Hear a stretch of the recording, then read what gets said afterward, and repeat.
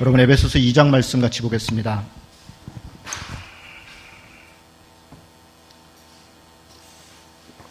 에베소서 2장입니다.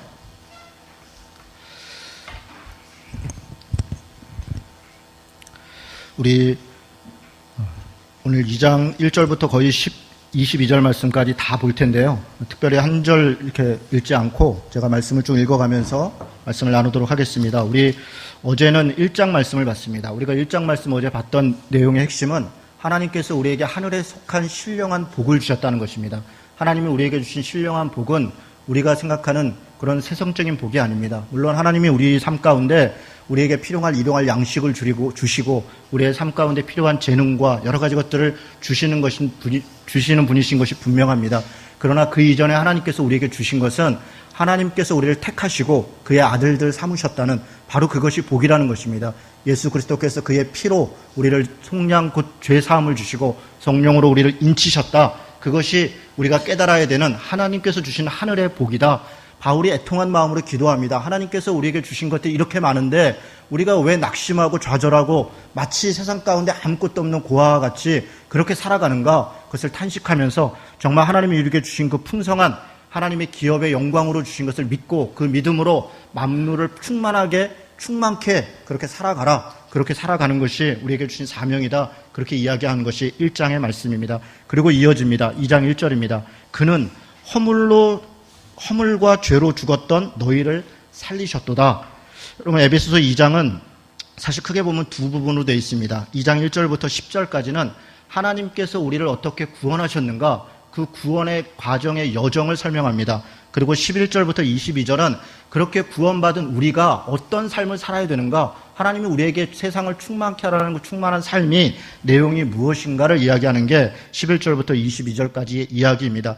특별히 2장 1절부터는 특이한 단어가 계속 반복해서 나옵니다. 그것은 뭐냐면 2절에도 나오는데 그때에 이런 얘기가 나옵니다. 그때에 너희는 하나님께서 지금 이렇게 계속 이 말씀 가운데 대비를 합니다. 그때에 너희는, 그리고 지금 뭐라고 하면 지금은 이렇게 얘기합니다. 예를 들면 13절 같은데 그러나 이제는, 혹은 2장 3절에도 전에는 그렇게 얘기했는데 4절에 가면 긍휼히 여겼다. 그 앞에 원래 그러나 이런 말이 생략되어 있습니다. 이전에 너네가 이랬다. 그러나 지금은 이렇다. 전에는 이런 모습이었다. 지금은 이렇게 됐다. 그렇게 이야기해 가면서 우리의 신분이 어떻게 달라졌고 이제 달라진 신분으로 우리는 어떻게 살아야 되는가, 그것을 설명하는 게 2장의 이야기입니다. 그때는 우리는 어땠다는 것이냐면 2장 1절에 얘기합니다. 그는 허물과 죄로 죽었던 너희를 살리셨도다. 우리가 허물과 죄로 죽었던 존재라는 것입니다. 허물과 죄 가운데 죽었는데 그 허물과 죄 가운데 죽은 존재가 어떤 허물과 죄 가운데 있었는가, 그게 2절부터 얘기합니다. 그때 너희는 그 가운데서 행하여 세 가지를 얘기합니다. 첫째는 세상 풍조를 따랐다는 것입니다. 2절의 첫 번째는 우리가 세상 풍조를 따르는 자였고, 두 번째는 공중의 권세 잡은 자, 마귀이죠. 마귀를 따르는 자였고, 그리고 3절에는 육체의 욕심을 따라 사는 자였다. 우리가 그런 자였다는 것입니다. 우리가 세상 풍조를 따르는 자였고 공중 권세 잡은 마귀의 속임에 빠져서 그렇게 불순종의 아들로 살았던 자였고, 그리고 육체의 욕심을 따라서 그렇게 살았던 자, 그런 허물과 죄에 빠져 있었던 우리들이 그렇게 이야기가 되는 겁니다. 여러분, 하나하나 한번 생각해 보겠습니다. 세상 풍조에 빠졌다. 그게 무슨 의미입니까? 여러 가지 이야기할 수 있겠습니다. 제가 생각할 때는 세속주의에 따랐다는 겁니다. 세상의 가치를 따랐다는 것입니다. 특별히 요즘 시대에 우리가 어떤 이념과 이데올로기에 빠지는 것도 대단히 위험합니다.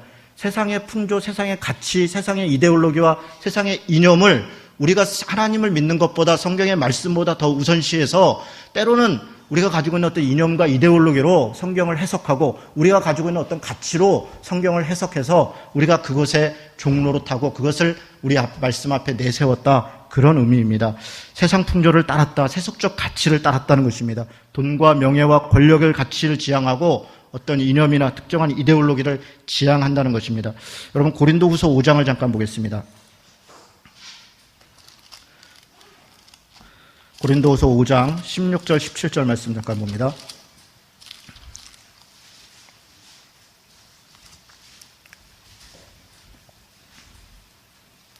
같이 읽겠습니다. 우리 신약성경 290쪽입니다. 290쪽. 같이 읽겠습니다. 자, 시작. 그러므로 우리가 이제부터는 어떤 사람도 육신을 따라 알지 아니하노라. 비록 우리가 그리스도도 육신을 따라 알았으나 이제부터는 그같이 알지 아니하노라. 그런즉 누구든지 그리스도 안에 있으면 새로운 피조물이라.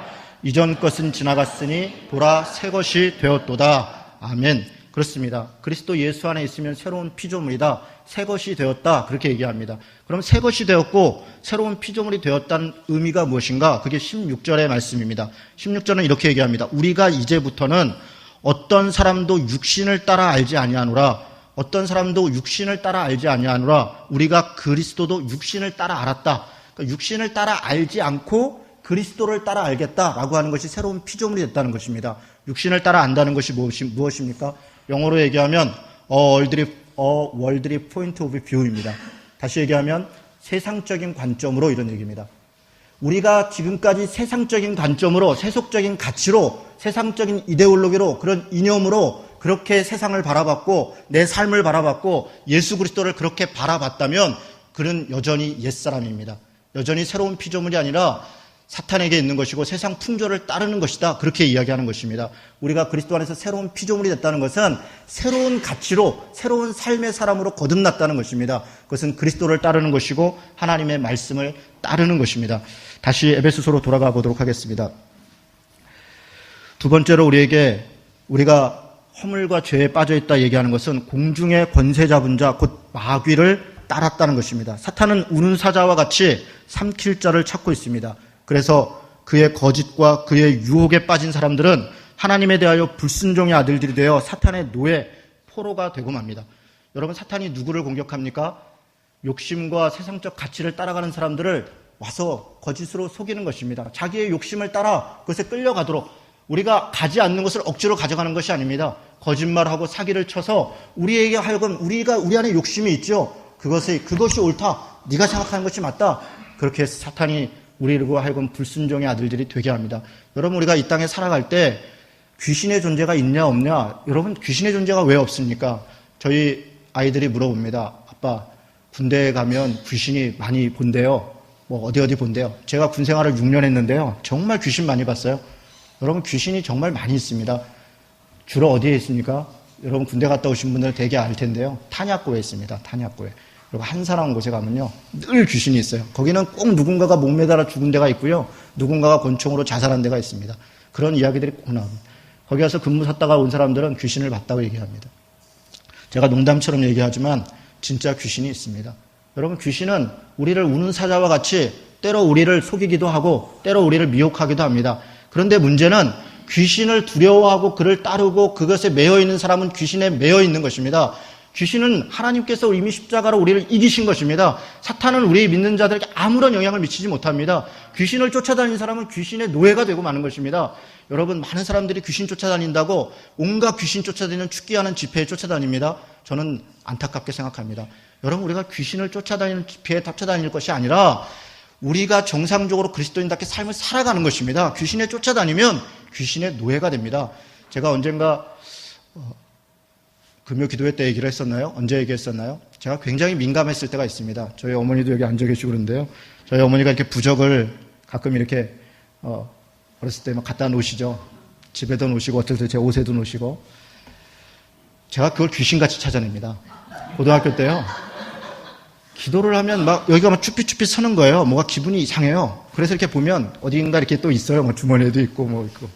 치워놓습니다.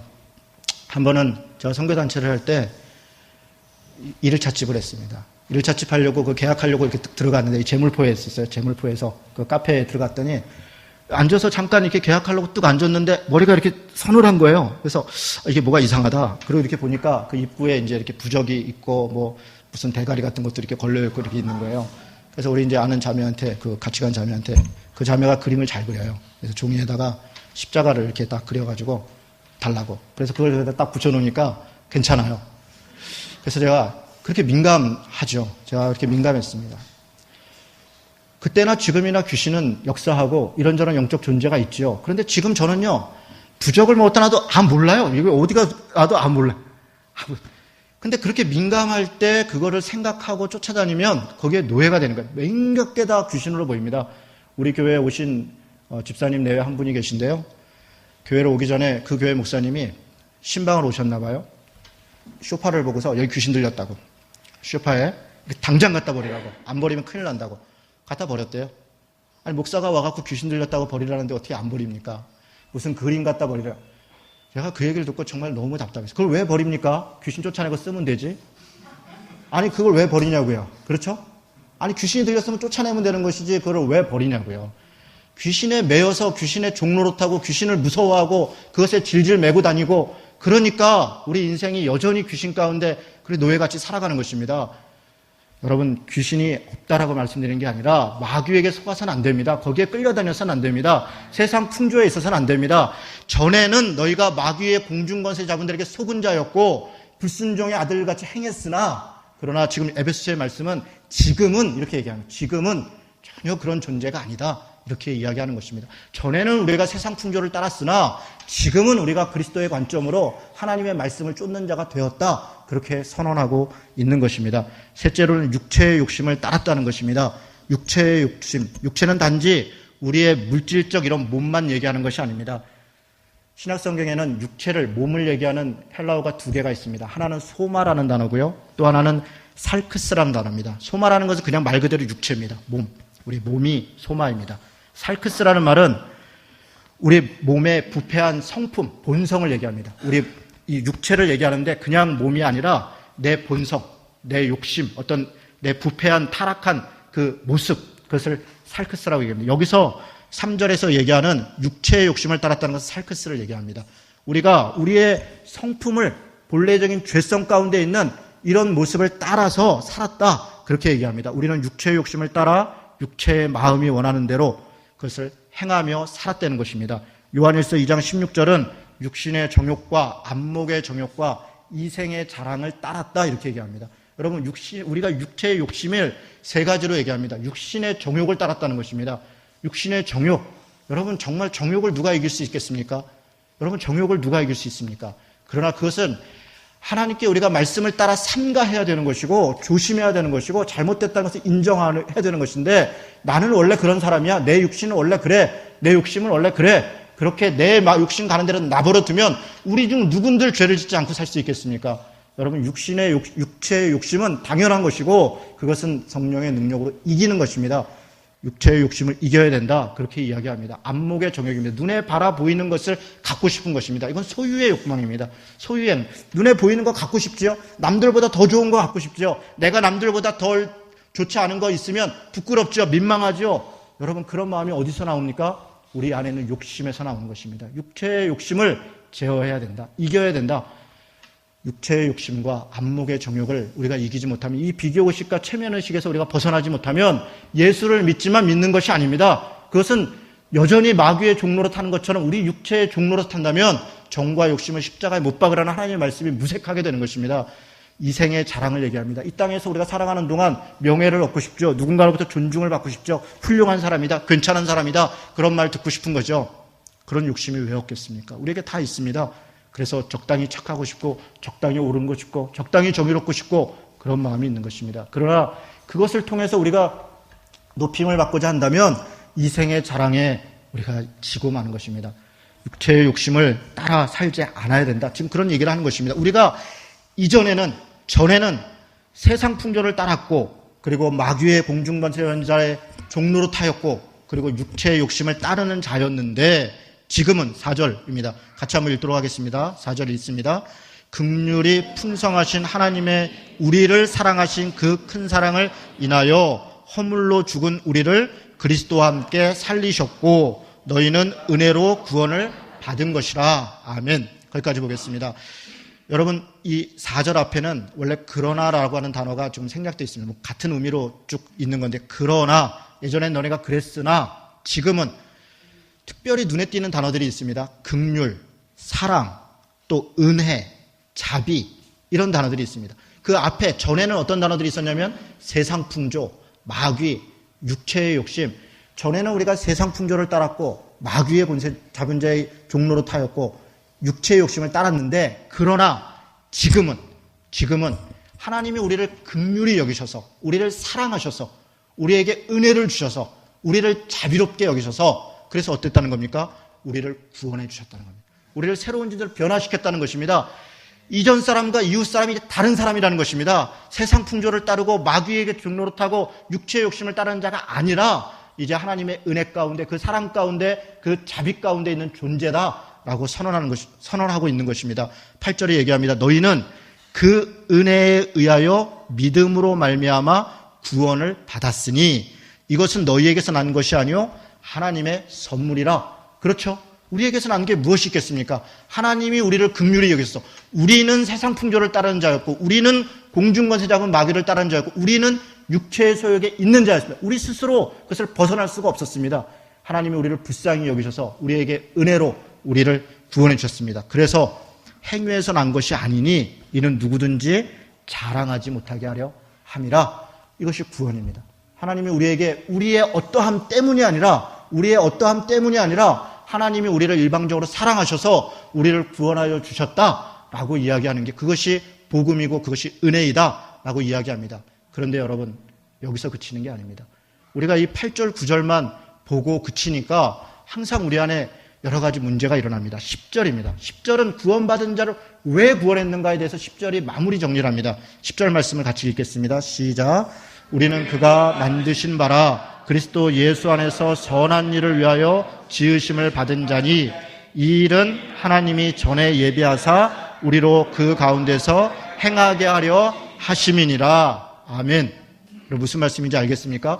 우리는, 지금 여기서 우리로 바뀝니다. 너희는 이렇게 얘기하다 이제 우리는, 구원받은 우리는 그가 만드신 바라 그리스도 예수 안에서 선한 일을 위하여 지으심을 받은 자니 우리를 왜 구원했는가? 왜 우리를 불쌍히 여겼는가? 왜 우리에게 자비를 베푸셨는가? 그래서 우리에게 왜 구원을 선물로 주셨는가? 그 목적은 우리로 하여금 선한 일을 위하여, 선한 일을 행하게 하기 위하여 하나님이 우리를 구원하셨다는 것입니다.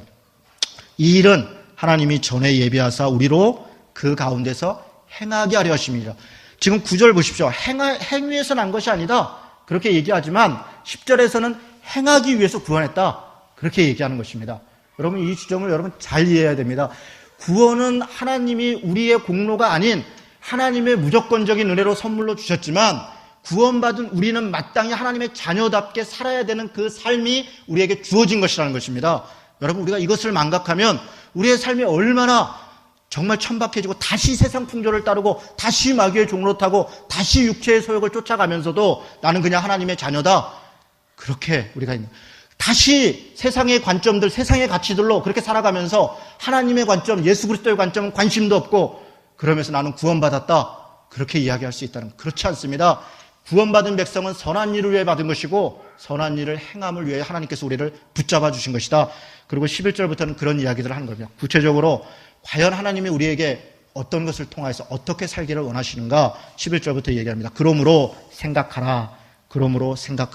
또 다시 얘기합니다. 11절에는 그때에 이렇게 얘기합니다. 13절은 이제는 이렇게 얘기합니다. 그러므로 생각하라는 겁니다. 너희는 그때 육체로는 이방인이었다. 우리는 이방인이었습니다. 손으로 육체에 행한 할례를 받은 무리라 청하는 자들로부터 할례를 받지 않은 무리라 청함을 받는 자들이었다. 쉽게 얘기해서 조롱받는 자들이었다면 저런 천한 사람들, 저런 하나님도 모르는 자들, 그렇게 유대인들로부터 조롱받고 그렇게 핍박받고 때로는 멸시받던 그런 존재들이었다는 겁니다. 그때 너희는 그리스도 밖에 있었고 이스라엘 나라의 밖에 사람이라 약속의 언약들에 대하여는 외인이요 세상에서 소망이 없고 하나님도 없는 자이더니 우리는 그런 자였습니다. 그리고 여러분 13절은 그런데 이제는 이 앞에 또 그러나가 있습니다. 그러나 이제는 우리가 그런 자였는데 그러나 이제는 전에 멀리 있던 너희가 그리스도 예수 안에서 그리스도의 피로 가까워졌느니라. 누구랑 가까워진 겁니까? 그리스도와 가까워진 겁니다. 또 그 뒤로 쭉 이야기하는 것은 이방인과 유대인들이 막힌 담을 허르셔서 하나님께서 화목하게 하셔서 화평케 하셔서 먼데 있는 이방인도 가까이 있는 헬라인도 유대인들도 다 그리스도 안에 화평케 하셔서 그리스도 안에 통일되게 하시고 하나 되게 하시고 한 몸 되게 하셨다. 이게 그리스도의 역할이라는 겁니다. 그리고 19절부터 얘기합니다. 그러므로 이제부터 너희는 외인도 아니고 나그네도 아니고 오직 성도들과 동일한 시민이요 하나님의 권속이라. 완전히 달라졌죠? 예전에는 너희가 할례받지 않은 자였고 그리스도 밖에 있는 자였고 오히려 멸시받는 자였고 하나님을 모르는 자였는데 이제 그리스도의 피로 이제는 우리가 외인도 아니고 바깥 사람도 아니고 나그네도 아니고 오직 성도들과 동일한 시민이고 그리고 하나님의 권속이라. 권속이 뭡니까? 여러분, 권속은 지금 말로 하면 대가족이라는 겁니다. 당시 이렇게 권역권 속에 속해 있는 사람들인데요. 대가족. 하나님의 대가족이 되었다. 우리가 이제 하나님 안에서 한 형제가 되었다는 거죠. 한 자매가 되었다는 것입니다. 유대인이나 헬라인이나 이방인이나 자유인이나 종이나 여자나 남자나 누구나 그리스도 안에서 하나가 되었느니라. 한 가족이 되었느니라. 그것이 성경의 가르침입니다. 누가 누구를 얕잡아 볼 수 없고 누가 누구를 하대할 수 없고 누가 누구에 대해서 멸시할 수 없는 우리가 다 그리스도 안에서 한 몸이 되었다. 우리가 그리스도 안에서 한 몸이 되었다면 마땅히 우리가 우리의 지체들을 한 형제로 여기고 한 지체로 여기고 한 마음으로 존중하며 서로 사랑하고 그것이 마땅한 것입니다. 그래서 20절부터 얘기합니다. 너희는 사도들과 선지자들의 터 위에 세우심을 입은 자라. 사도들과 선지자들의 터, 하나님의 말씀, 그리고 그것에 대한 고백, 그리스도 예수께서 친히 모퉁이 돌이 되었느니라. 예수 그리스도께서 모퉁이 돌이 되었습니다. 우리는 그의 시민이 되었고 그의 권속이 되어서 그의 모퉁이 돌 위에 건물로 지어져 갑니다. 그의 안에서 건물마다 서로 연결되어서 주 안에서 성전이 되어가고. 지금 누가 성전이 되었다는 겁니까? 누가요? 우리들이 예수 그리스도께서 모퉁이 돌이 되었고 우리들이 그리스도 안에서 하나의 돌이 되어서 성전이 되어져 가고 있다는 겁니다. 여러분, 여기까지 가야 됩니다. 그리스도인들이 전에는 죄인이었고 세상 풍조를 따랐고 육체에 있었다. 그래서 예수 그리스도께서 나를 구원해 주셨다. 그래서 나 혼자 예수 믿고 구원받고 나 혼자 어떻게 산다? 그것이 아니라 예수 믿고 구원받은 사람은 교회의 일원이 되는 것입니다. 하나님의 권속의 일원이 되는 것입니다. 여러분, 우리가 그것을 망각해서는 안 됩니다. 여러분, 많은 사람들이 교회로부터 상처를 받습니다. 목사로부터 이런저런 서운함이 있습니다. 그래서 교회를 떠납니다. 나 혼자 예수 잘 믿으면 되겠다. 여러분, 전혀 그렇지 않습니다. 물론 교회와 목사가 많이 회개하고 반성해야 됩니다. 그럼에도 불구하고 우리가 교회를 포기할 수 있습니까? 여러분, 고린도 교회가 완전해서 하나님께서 그 교회를 교회라 부른 것이 아닙니다. 에베소 교회가 완전해서 그 교회를 교회라 불렀습니까? 하나님은 여전히 우리 같은 사람들을 부르셔서 그 단독자로 서 있는 게 아니라 하나님의 교회의 권속으로 우리를 부르시고 함께 교회로 지어져 가기를 우리에게 바라시는 것입니다. 그래서 우리가 건강한 작은 교회에 대한 꿈을 꾸는 것입니다. 여러분, 교회를 왜 건강하게 해야 됩니까? 우리가 각자가 건강한 그리스도인으로 건강하게 자기 삶의 자리에서 살아가면 되지 왜 교회를 건강하게 해야 됩니까? 교회 안에 구원이 있기 때문에 그렇습니다. 교회가 하나님께서 이 세상을 위해서 만들어주신 교두보이기 때문에 그렇습니다. 하나님의 나라를 세워가는 우리에게 명령하신 우리에게 이끌두고 우리가 감당하기를 원하는 우리 자신이기 때문에 우리는 교회를 포기할 수가 없는 것입니다. 사랑하는 성도 여러분, 정말 이 말씀을 깨달으시기 바랍니다. 나 혼자 잘하고 나 혼자 믿음이 있고 나 혼자 어쩐다고 해서 그것이 다가 아닙니다. 우리는 우리의 그리스도인의 같은 형제들과 함께 이 땅에 마땅히 감당해야 될 그런 몫이 있는 것입니다. 이 땅에서 그냥 나 혼자 잘 살다가 그렇게 죽는 것이 아니라 이 땅에 하나님의 나라를 위해서 우리가 감당해야 될 것이 있는데 그것은 나 혼자 하는 것이 아니라 우리가 하는 것입니다. 우리가. 하나님이 우리에게 부족하지만 우리들을 세우셔서 하나님의 성전을 세우시고 한 성령으로 한 몸 만드시고 한 성전을 이루시고 함께 지어져가는 것을 바라보는 것, 그것이 하나님의 뜻입니다. 사랑하는 성도 여러분, 22절 말씀 우리 같이 한번 다 같이 읽도록 하겠습니다. 읽습니다. 너희도 성령 안에서 하나님이 거하실 처소가 되기 위하여 그리스도 예수 안에서 함께 지어져 가느니라. 아멘. 여러분, 이 2장 전체에 함께라는 단어가 딱 2번 나옵니다. 한 번은 여기에 있습니다. 예수 안에서 너희가 함께 지어져 간다 이렇게 되어 있고요. 또 한 구절은 어디 있는지 아시겠습니까? 눈 밝으신 분은 아마 찾으셨을 것 같습니다. 5절에 보시죠. 허물로 죽은 우리를 그리스도와 함께 살리셨다. 그리스도께서 함께라는 것을 지금 2번 얘기하는데, 한 번은 그리스도께서 우리를 살리셨고, 전에는 세상 풍조를 따랐고 마귀에게 속했고 육체의 욕심을 따라 살았는데 그리스도께서 그런 자들을 함께 살리셨고, 그리고 2번째로 얘기하는 것은 전에는 너희가 외인이었고 바깥인이었고 이러는데 지금 그리스도 안에서 함께 교회로 지어져 가게 했다, 이렇게 얘기하는 것입니다.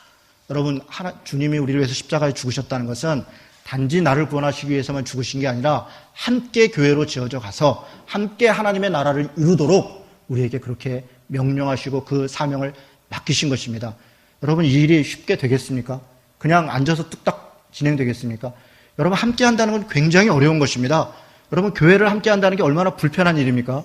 여러분도 신앙생활 해보시고, 저도 지금 뭐 30년, 20몇 년 지금 신앙생활 하지만 사실 교회 다니는 게 불편할 때가 한두 가지가 아닙니다. 어떤 사람, 한 사람 찬양 시간에 다 요렇게 부르는데 혼자 막 그냥 너무너무 신나고 하면 그것 때문에 불편한 거 아닙니까? 기도 시간에 누가 한 명만 조금 이렇게 불편해도 그것도 불편한 거 아닙니까? 무슨 사역할 때 뭐가 안 맞는 것도 많고 여러 가지로 불편하죠. 그러나 포기하지 않고 맞춰가는 것입니다. 윤리적이지 않고 도덕적이지 않은 것에 침묵하고 그냥 그것을 모른 척하라, 그런 이야기를 하는 것이 아닙니다. 잘못된 것을 교회 안에서 왜 바로잡지 못합니까? 하나님의 말씀이 살아있고 우리 안에 권징이 있고 질서가 있고 있는데 왜 그것을 바로잡지 못합니까? 바로 잡을 것은 바로 잡아야 되고 우리가 참고 이해하고 수용하고 포용해야 될 것은 포용해야 되는 것입니다. 사랑하는 성도 여러분, 더한 공동체 교회가 건강한 작은 교회를 꿈꿉니다. 굉장히 어려운 일입니다. 굉장히 어려운 일이에요. 여러분이 어떤 마음으로 이 이야기를 듣고 또 어떤 뜻으로 이것에 동참했는지 모르겠는데요. 거저 주어지지 않습니다. 대단히 불편하고 굉장히 어려운 일입니다. 함께 하고자 하는 마음이 없다면 정말 안 됩니다. 저는 우리 교회를 생각할 때 기대도 많이 되지만요. 사실 걱정도 많이 됩니다. 어떤 걱정이 되냐면요. 여기까지 오신 분들이 어디까지는 어디는 안 갈까? 그런 생각이 듭니다. 혹시 여러분 그런 생각 안 듭니까? 어느 날 갑자기 목사님, 저는 목사님하고 잘 안 맞는 것 같아요. 교회 옮겼어요. 옮긴 거죠. 뭐 제가 어떻게 하겠습니까? 뭐 쫓아가서 뭐 콧뚜레를 붙잡고 오겠습니까? 뭐 어떻게 하겠어요? 옮겼던데 옮긴 거죠. 목사님이 좋은 교회인 줄 알았는데 지내다 보니까 비전이 안 맞네요. 그 비전이 뭔지는 모르겠습니다. 그럼 어느 날 없어졌어요? 제가 어느 날 꿈을 꿨는데요. 교회를 왔는데 아무도 없는 거예요. 정말요. 그래갖고 다들 어디 갔나? 그러고 전화했더니 목사님 그동안 감사했어요. 제가 뭐 이만저만 해서 교회 옮겼어요. 다 그러는 거예요. 그래서 이게 교회라는 게 이렇게 하루아침에 없어질 수 있구나. 제가 정말 그때 깨달았습니다. 우리가 아직 한 몸이 안 돼 있구나.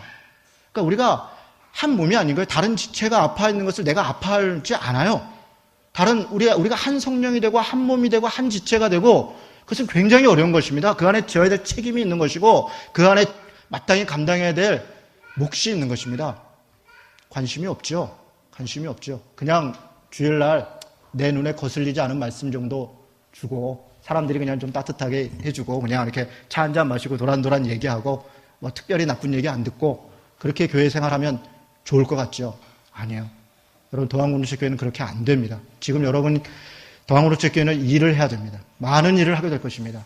많은 일을 하게 될 것이에요. 불편하고 힘든 일들을 감당해야 됩니다. 누군가는 희생해야 될 것이고 누군가는 그 책임을 다 져야 됩니다. 목사가 지겠습니까? 제가 다 안 집니다. 우리가 지는 것입니다. 함께 지는 것입니다. 그 각오를 하고 하나님의 교회를 하나님께서 전에는 우리가 세상 풍조를 따르고 마귀를 쫓아다니고 육체의 욕심을 따랐으나 이제는 우리가 그리스도 안에서 새로운 피조물이 되어서 새로운 존재가 되어서 하나님의 교회의 일꾼으로 우리를 세우셨는데 그냥 우리로 하여금 그렇게 그냥 예수 믿고 그렇게 살다가 그렇게 하나님 나라 와라 그런 것이 아니라 세상을 화평케 하고 막힌 담을 헐고 하나님의 나라를 전파하는 한 성전이 되고 한 몸이 되어서 하나님의 나라를 이루는 그 위대한 일들을 감당하다가 주님 오라 하실 때 가는 것, 그것이 우리의 사명입니다.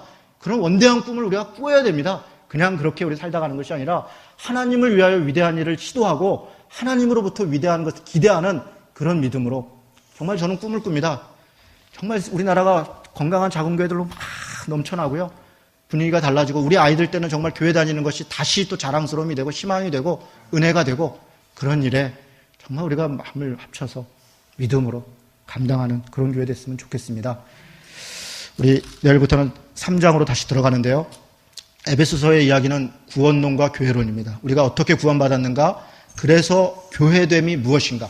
교회는 어떻게 사역하고 어떻게 살아야 되는가를 이야기하는 것입니다. 이 한 주간 우리가 구원받음을 다시 확인하고 우리가 교회됨을 다시 확증해서 풍성함과 충만함으로 살아가는 한 주간 되시기를 주님의 이름으로 축원합니다. 아멘.